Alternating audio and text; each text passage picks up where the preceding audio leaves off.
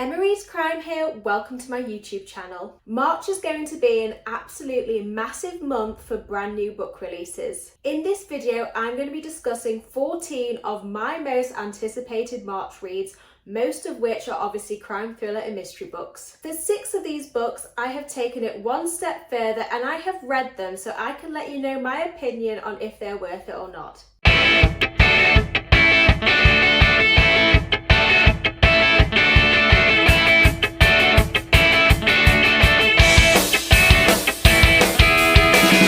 I'm going to start this video off by talking about the 8 books which I haven't read. And then I'm going to finish off talking about the 6 books which I have read. I'm going to start off with my least favourite and end with my favourite because it's always good to end on a high. For the purpose of this video, I will be discussing the publication dates based in the UK, and I'll also put the dates on the screen here, but please bear in mind that dates are subject to change. And please make sure that you check the trigger warnings before reading any of these books. I have a lot of books to get through, so let's get straight to it. We're starting this video really strong with Nobody's Fool by Harlan Coben. I am a massive Harlan Coben fan, and this book is book 2 following Fool Me Once, which you might have seen on Netflix. Because this is book 2, I'm not going to give you details of what this book is about because I just don't want to run the risk of spoiling book 1 if you haven't read it. Next up is Sunrise on the Reaping by Suzanne Collins. This is a prequel to the Hunger Games following the 25th Quarter Quell Hunger Games. This book follows Haymitch, and he was one of my favourite characters in the original Hunger Games, and I think this book is going to be so interesting. Next up is Scenes from a Tragedy by Carole Hailey. When I met Janice Hallett recently, I interviewed her to ask her what she was currently reading, and she said this. What are you currently reading? I'm reading Scenes from a Tragedy by Carole Hailey, and it's amazing. And since then, this book has been on my radar. I don't even need to know what it's about. If Janice Hallett is reading it, then I want to read it too. But obviously, for the purpose of this video, I'll tell you what it's about. In this book, an empty passenger plane crashes in the Lake District. Journalist Callie is desperate to get to the bottom of what has happened because the love of her life was one of the 2 pilots flying the plane. I'm not scared of flying. However, I also am not one to want to read about plane crashes. As Janice Hallett has described this book as masterful, I am going to brush past my fears about reading about plane crashes, and to be honest, I'm still really excited about it because I don't think it's really about the plane crash itself but more the aftermath. Next up is Sick to Death by Chris Bridges. The book follows main character Emma, and she is sick. She is unable to work due to a neurological condition and she is stuck in her family's council home. She is sick of people telling her to get over it, and she is sick of being the other woman. Her boyfriend is great apart from the fact that he has a wife. She is sick, but not in the way that you think. The book to me sounds like it's going to be one of those dark humour, witty thriller books, but I also feel like it's going to have something to say, and I have really high expectations for it. Next we have Someone is Lying by Heidi Perks. The tagline of this is, how do you find your daughter when no one believes you that she's missing? For me, Heidi Perks is a reliable auto-buy author for me. Her books never blow my socks off, yet I've not read one bad one yet. I just find that she's consistently reliable with her writing, and I always know that I'm going to enjoy her books when I pick them up. And this tagline in particular sounds fantastic, so this could be the one which blows my socks off. Next up is How to Seal Your Own Fate, which is the sequel to How to Solve Your Own Murder. I haven't looked at the blurb for this one yet because I haven't read book 1 and I didn't want to risk giving myself any spoilers. I had really good intentions of reading this before filming this video. I've even borrowed it from the library, and I also had intentions of reading book 2 as well, but life just got away from me. So if you were a fan of How to Solve Your Own Murder, there's a book 2 coming out in March. Next up is Bad Blood by Sarah Hornsley. I picked this book up when I went to Thieves and Crime Festival in July. I'm actually gutted that I've not had a chance to read this book yet because I've started to see reviews for this book and loads of people are giving it 5 stars. Main character Justine left home 18 years ago, and in the present day her ex-boyfriend Jake has been accused of double murder in the hometown which they grew up in. Now it's Justine's job as a barrister to make the case against Jake. I mean, like, what? That surely must be some sort of conflict of interest.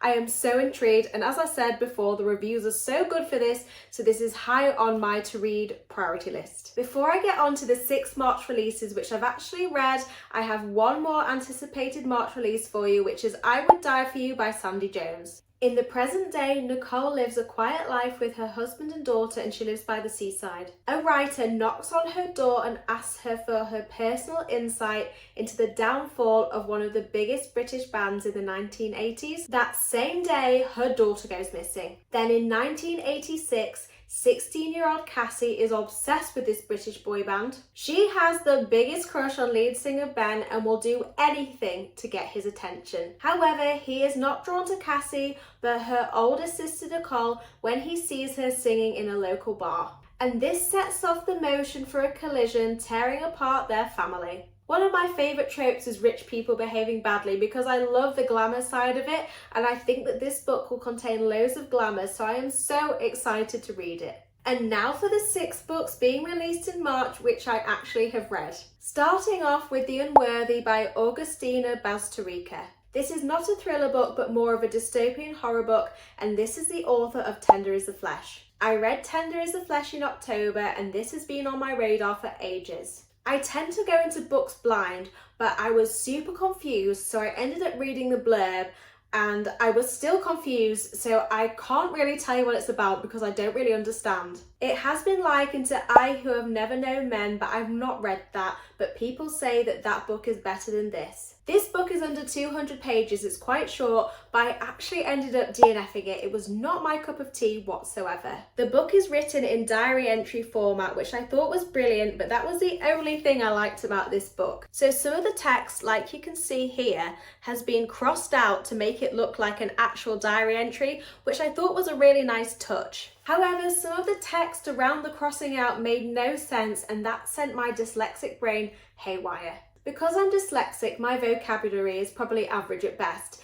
so I don't know if this is a me problem, a book problem, or a translation problem, but the language in this book was pretty advanced. I was constantly having to Google the definitions of words, and I felt that really broke up the reading flow. As I said before, this book is less than 200 pages, so I was going to persevere and read it all the way through. However, I looked at loads of other reviews for this book and no one really seems to like it, so I'm confident that I did the right thing in DNFing it. No one is more disappointed than me about the next book, which is This Book Will Bury Me by Ashley Winstead. After Jane's dad dies, she takes comfort in therealcrimenetwork.com and she makes friends with a group of amateur sleuths. Before the book starts, Ashley Winstead has written an author note where she talks about how this book has been inspired by real-life true crimes, including the Idaho State murders, which hasn't gone to trial yet. This has ruffled so many feathers.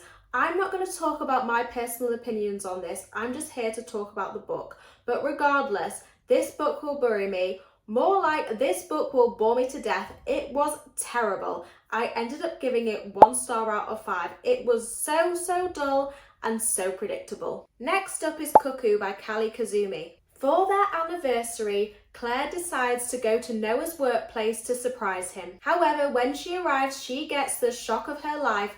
Not only does he not work there anymore, but he left 9 months ago. She tries to get hold of him, but he has completely vanished. He is not answering her text, calls or emails. This book started out okay, but overall, to be honest, I thought it was a bit stupid.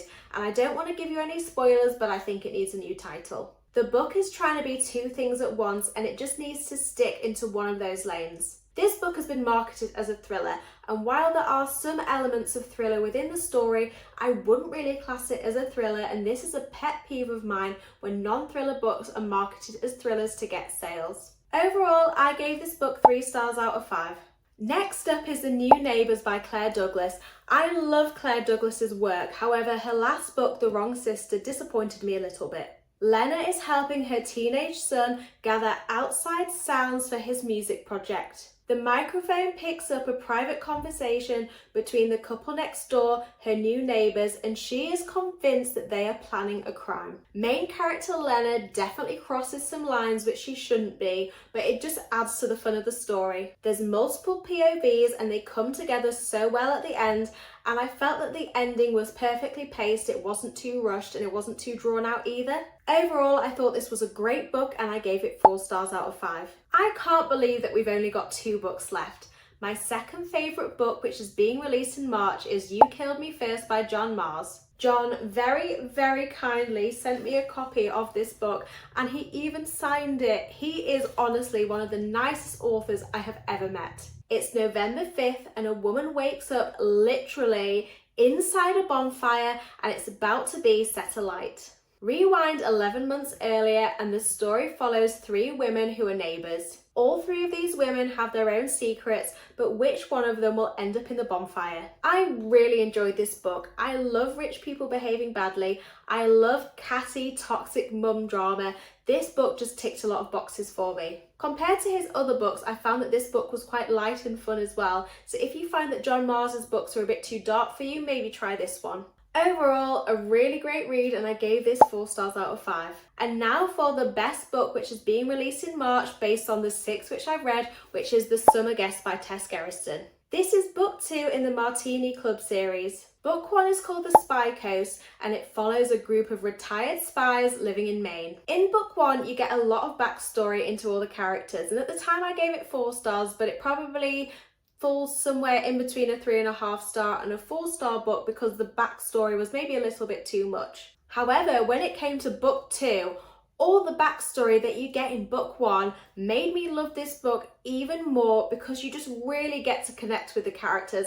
That's not something you get often in thriller books. Even though this is book 2 in the series, it can be read as a standalone, but I would recommend that you read book 1 first just to bond with the characters. I'll tell you a little bit about this book without giving you any spoilers if you're going to read book 1. A young girl disappears by the lake and a good friend of the Martini Club is a prime suspect. This book gave me all the cozy vibes. It was brilliant and I ended up giving it 4.5 stars out of 5. And that concludes my most anticipated March reads, including the 6 anticipated books which I actually had opportunity to read. Thank you so much for taking the time to watch this video. If you could hit that subscribe button, it would mean the world to me. Let me know what you think in the comments. Thank you. Bye.